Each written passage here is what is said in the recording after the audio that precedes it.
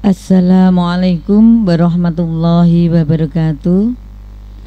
Anak-anakku semuanya yang kami banggakan, untuk materi pada pagi hari ini kita melanjutkan bab 5, yaitu dasarnya persatuan dalam ibadah haji dan umroh. Untuk itu, sebelum kita mulai, tolong anak-anakku dipersiapkan buku catatan, sehingga apa yang kami terangkan sekiranya penting kalian catat. Sebelum kita melanjutkan materi, mari kita bersama-sama berdoa. Mudah-mudahan apa yang kita pelajari menjadi ilmu yang manfaat barokah. Berdoa mulai. Bismillahirrahmanirrahim. Raditu billahi rabbah wa bil islami dina wa bi muhammadin nabiyya wa rasulah. Rabbi zidni ilma warzuqni fahma bi rahmatika ya arhamar rahimin. Amin. Adapun tujuan pembelajaran, ya, pertama, siswa dapat menjelaskan wajib haji, sunnah haji, larangan haji, dan dam haji. 2. Siswa dapat menjelaskan pengertian umroh. 3. Siswa dapat menjelaskan rukun umroh, syarat wajib umroh. Yang keempat, siswa dapat menjelaskan hikmah haji dan umroh.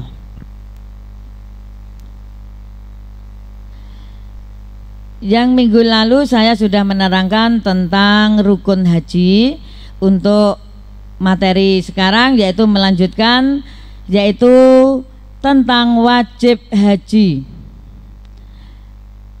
Yang disebut dengan wajib haji yaitu serangkaian kegiatan yang harus dikerjakan.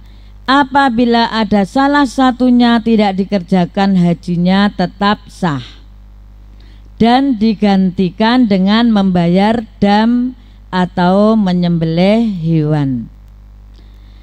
Berarti wajib haji yaitu serangkaian kegiatan yang harus dikerjakan.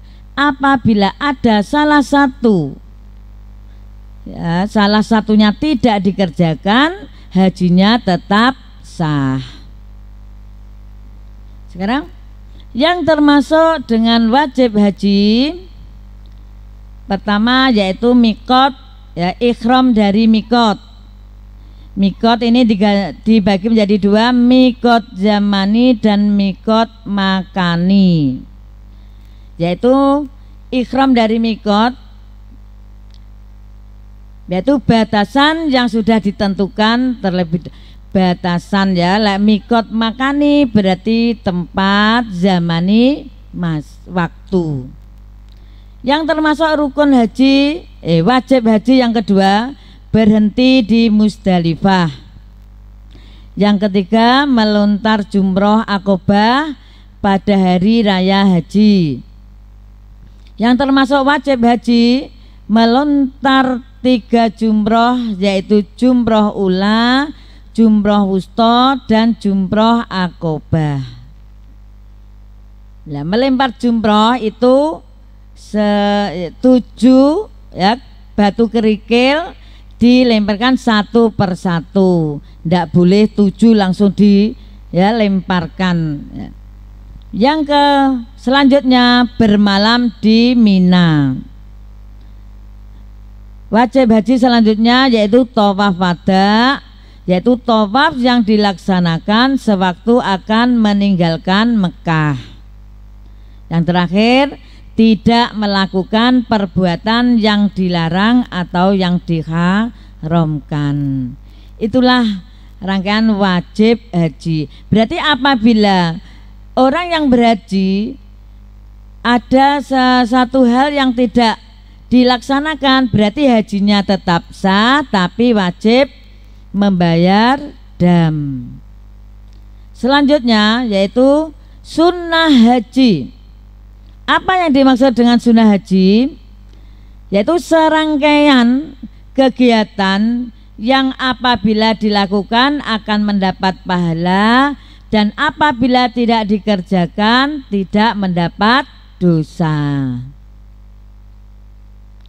Sekarang yang termasuk sunnahnya haji ifrad, yaitu ihram untuk haji dahulu baru umroh, itu sunat.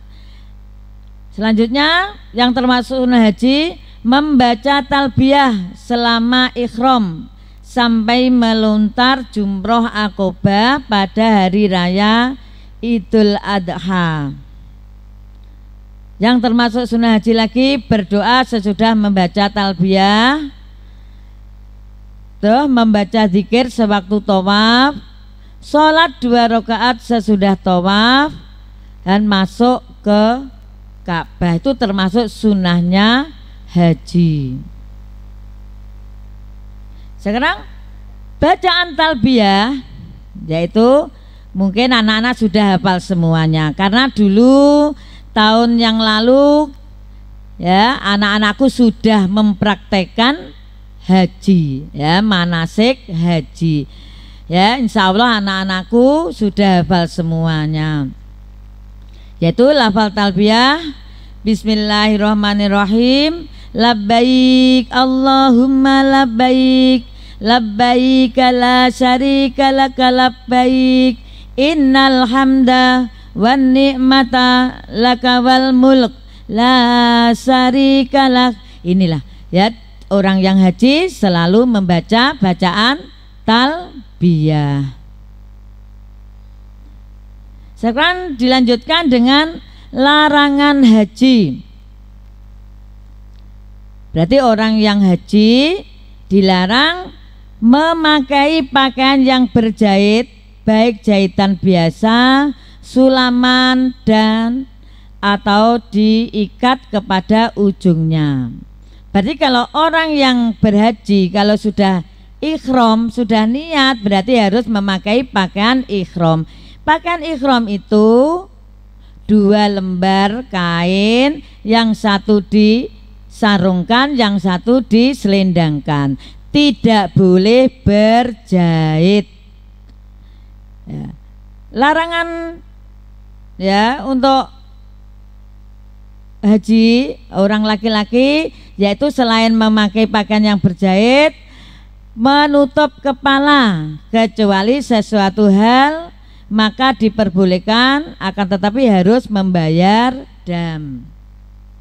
Berarti seandainya orang yang sudah ihram ya haji kok memakai tutup kepala, berarti itu harus membayar dam. Bagi perempuan yang dilarang menutup muka dan kedua telapak tangan. Apabila keadaan mendesak, ia boleh menutupnya, akan tetapi harus membayar fidyah.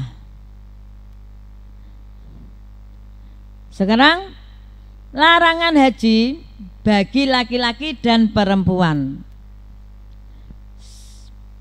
Pertama, memakai wangi-wangian, baik dipakainya pada badan atau pada pakaian.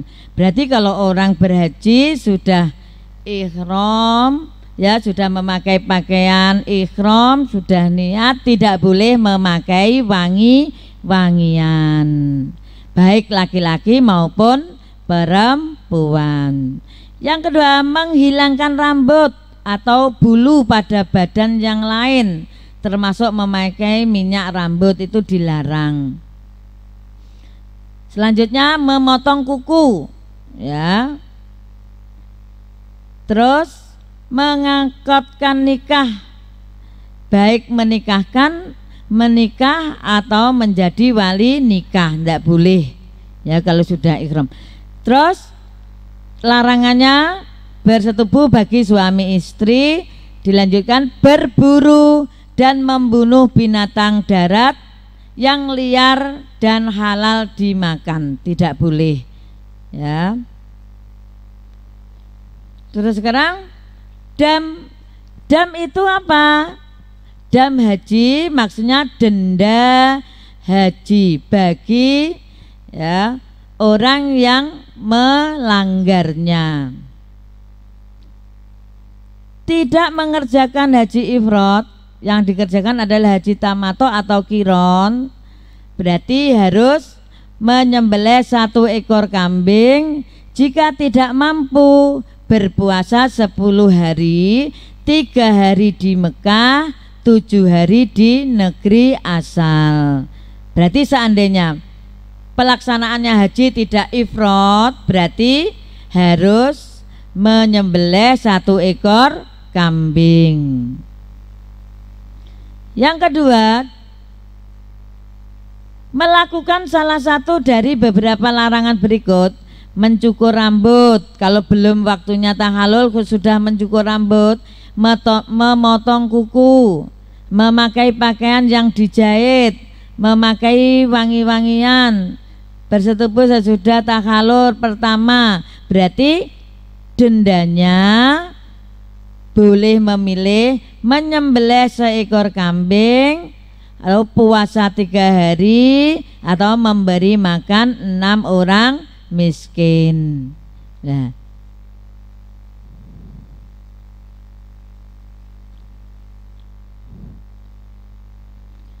terus selanjutnya dam atau denda haji bagi orang yang berhubungan suami istri sebelum tahalul pertama. Larangan yang dapat yang membatalkan haji, dendanya menyembelih 1 ekor unta. Kalau tidak mampu 1 ekor sapi, kalau tidak mampu 7 ekor kambing. Pelaksanaannya harus di Mekah ya. Terus denda bagi orang yang berburu dan membunuh binatang liar. Apa dendanya? Menyembelih binatang berupa unta atau sapi atau kambing yang sebanding dengan binatang yang dibunuh. Terus selanjutnya terlambat datang, itu dendanya bertahalul atau mencukur rambut dan menyembelih 1 ekor kambing. Nah, inilah ya dam atau denda orang yang berhaji apabila melanggar larangan-larangan haji. Sekarang dilanjutkan tentang pengertian umroh. Umroh secara bahasa berarti berkunjung. Umroh adalah berkunjung ke Ka'bah dengan melakukan tawaf, sa'i dalam waktu yang tidak ditentukan. Nah, hukumnya umroh adalah fardu ain, sama dengan haji. Haji yaitu fardu ain atas umat Islam sekali dalam seumur hidup ya.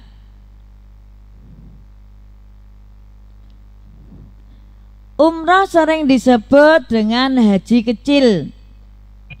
Semua ketentuan umroh hampir sama dengan haji, tetapi pelaksanaan umroh lebih sederhana dibandingkan dengan haji. Nanti ya kalian bandingkan rukun haji dengan rukun umroh ya. Kalau umroh itu lebih sederhana. Sekarang syarat wajib umroh. Berarti syarat wajib umroh Islam.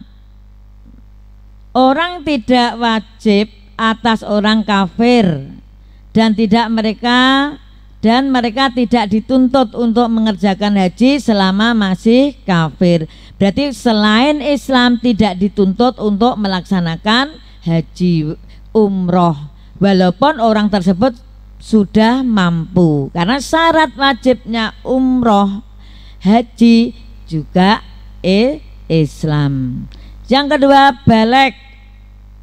Umroh bagi anak-anak kecil tidak wajib karena tidak dituntut untuk mengerjakan hukum syariat. Apabila ada anak kecil melaksanakan, ya boleh, ya, tapi belum diwajibkan. Yang ketiga, berakal. Ya, orang yang diwajibkan umroh yaitu berakal sehat. Melaksanakan umroh bagi orang gila tidak wajib, berarti harus berakal sehat. Yang keempat, syarat wajib umroh yaitu merdeka. Umroh bagi hamba saja adalah tidak diwajibkan. Yang diwajibkan yaitu merdeka. Sekarang dilanjutkan rukun umroh. Berarti kalau rukun umroh itu suatu perbuatan yang harus dilakukan pada waktu orang melaksanakan umroh. Begitu juga rukun haji, ya, berarti harus dilaksanakan pada waktu haji. Lagi kalau umroh berarti harus dilaksanakan. Apabila salah satu rukun umroh tidak dilaksanakan, berarti umrohnya tidak sah. Pertama, ikhram, berniat untuk melaksanakan umroh. Kalau sudah ikhram berarti baru sudah memakai pakaian umroh, ya, ikhram. Yang kedua, tawaf. Apa itu tawaf? Tawaf adalah mengelilingi Ka'bah sebanyak 7 kali. Terus rukun umroh selanjutnya yaitu sa'i. Sa'i apa? Adalah berlari-lari kecil dari Bukit Sofa ke Bukit Marwah 7 kali.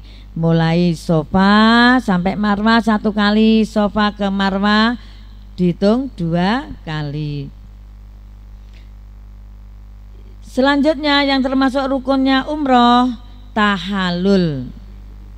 Tahallul artinya mencukur rambut sekurang-kurangnya 3 helai, ya. Kalau sudah melaksanakan tawaf, sa'i, dilanjutkan ya tahallul.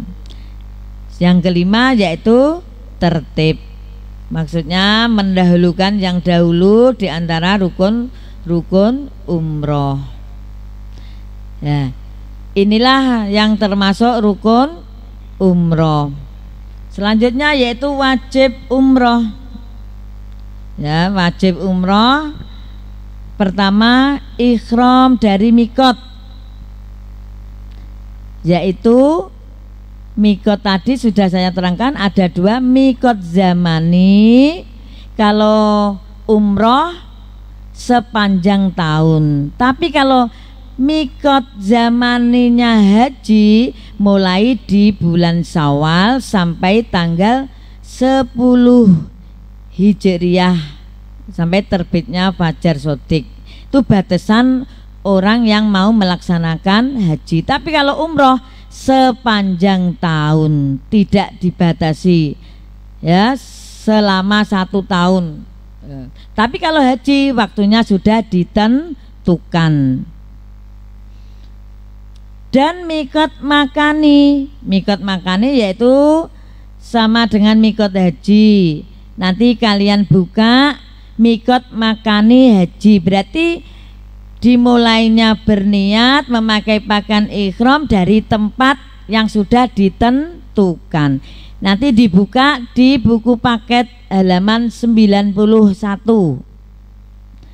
Yang kedua yang termasuk wajib umroh, menjauhi segala larangan umroh yang jumlahnya dan bentuk larangannya sama dengan larangan haji. Tadi sudah saya terangkan di atas, yaitu larangan-larangan orang yang berhaji. Berarti kalau melanggar larangan harus membayar dam atau denda. Begitu juga wajib umroh. Sekarang lanjut lanjutannya yaitu hikmah haji dan umroh. Hikmah haji dan umroh bagi individu orang yang berhaji, hikmahnya antara lain: satu, menghapus semua dosa kecil dan mensucikan diri dari perbuatan maksiat. Karena tujuan pergi ke Baitullah yaitu untuk beribadah. Yang kedua, diampuninya segala dosa karena Allah Subhanahu wa taala, kecuali yang berkaitan dengan hak-hak sesama manusia. Ya, berarti dosa-dosa ya, oleh Allah akan diampuni kecuali yang berkaitan dengan hak manusia, harus minta maaf kepada orang yang disalahinya.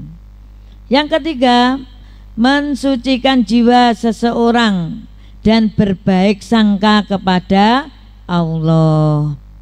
Ya, kalau kita pergi ke Baitullah jangan sampai berbuat ya yang tidak baik ya. Hendaknya selalu berbaik sangka kepada Allah. Mesti apa yang kita angan-angankan tidak baik mesti akan terkabulkan. Untuk itu hendaknya mensucikan jiwa seseorang dan berbuat baik sangka kepada Allah. Yang keempat, hikmahnya meningkatkan keimanan seseorang dengan menepati janji kepada Allah Subhanahu wa ta'ala. Yang kelima, mengingatkan akan jihad Rasulullah Shallallahu Alaihi Wasallam. Ya, dengan berhaji mengingat perjuangan Nabi.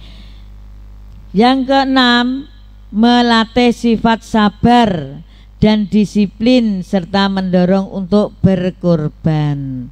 Melatih sabar ya. Selanjutnya, hikmah haji dan umroh bagi seluruh umat manusia atau orang muslim yang melaksanakan haji. Pertama, hikmahnya menciptakan rasa persatuan dan kesatuan umat Islam sedunia. Karena kalau kita pergi haji tidak hanya orang Indonesia saja ya, yaitu berkumpul seluruh umat Islam sedunia. Itulah membuktikan atau menciptakan rasa persatuan dan kesatuan umat Islam sedunia. Yang kedua, mempererat tali persaudaraan bagi umat Islam di seluruh dunia. Yang ketiga, hikmah haji dan umroh, media untuk berdakwah, menyebarkan ajaran Islam ke seluruh dunia seperti yang dilakukan oleh Nabi Muhammad Sallallahu Alaihi Wasallam. Yang terakhir, lebih mengutamakan kepentingan agama daripada kepentingan pribadi. Karena apa? Ya, orang haji itu biayanya tidak sedikit. Makanya kalau kita benar-benar ya sudah ikhlas melaksanakan haji, yaitu lebih mengutamakan kepentingan agama karena sebagai kewajiban orang Islam yang sudah mampu. Demikian ya penjelasan dari kami. Apa anak-anak ada yang ditanyakan? Gak bisa, Pak. Bu, ya. Kalau tidak ada, untuk tugas anak-anakku nanti dilihat di link yang kami kirimkan ke kelas masing-masing. Waktunya sampai besok jam 5 sore. Kalau lebih dari itu berarti nilai sudah tidak bisa dilihat. Oleh karena itu anak-anakku hendaknya apa yang ditugaskan dari Bapak dan Ibu guru segera dikerjakan. Ya, untuk yang haji kita lihat di link. Untuk PR yang lalu tentang zakat yang belum mengumpulkan segera dikumpulkan. Ini masih ada sepertiga anak yang sudah mengumpulkannya. Itu untuk bab zakat. Demikian dari saya. Ya, mari kita tutup dengan bacaan hamdalah bersama. Alhamdulillahirabbil alamin. Apabila ada hal-hal yang kurang, saya mohon maaf. Assalamualaikum warahmatullahi wabarakatuh. Waalaikumsalam warahmatullahi wabarakatuh.